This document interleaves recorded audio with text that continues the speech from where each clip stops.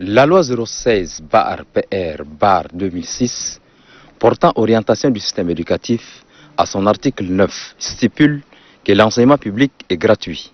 Les prestations fournies en la matière sont essentiellement financées sur les ressources publiques allouées par l'État ou les autres collectivités décentralisées.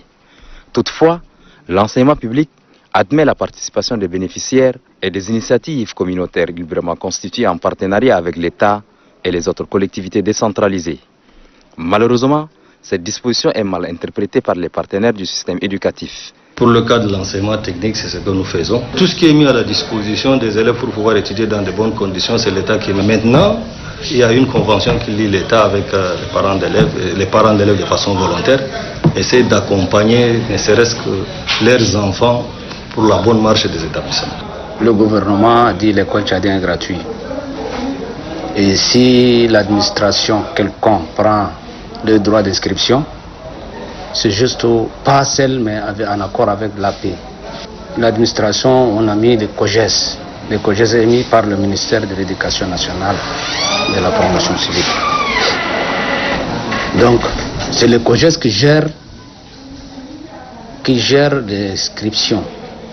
Donc, les documents que vous voyez, c'est le COGES achète, le COGES répare les tableaux, le COGES prépare les tableaux s'ils sont dégradés. Le COGES doit contribuer pour le sport.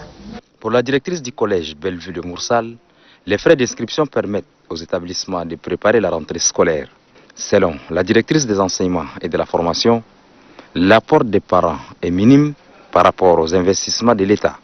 La prise en charge par l'État est orientée vers la prise en charge des enseignants, les infrastructures scolaires.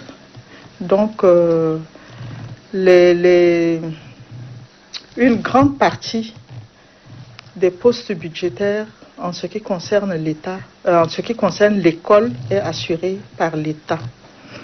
Mais il se trouve donc que dans la pratique, cette couverture budgétaire n'est pas assurée et les parents d'élèves, donc l'association des parents d'élèves vient en appui au sein de l'établissement parce que l'école n'est pas seulement l'affaire de l'État. À la lumière des éléments fournis par la directrice générale des enseignements et de la formation, la gratuité de l'école tchadienne ne doit en aucun cas souffrir d'interprétation, car les termes de la loi 06/PR/2006 ont clairement défini cette gratuité.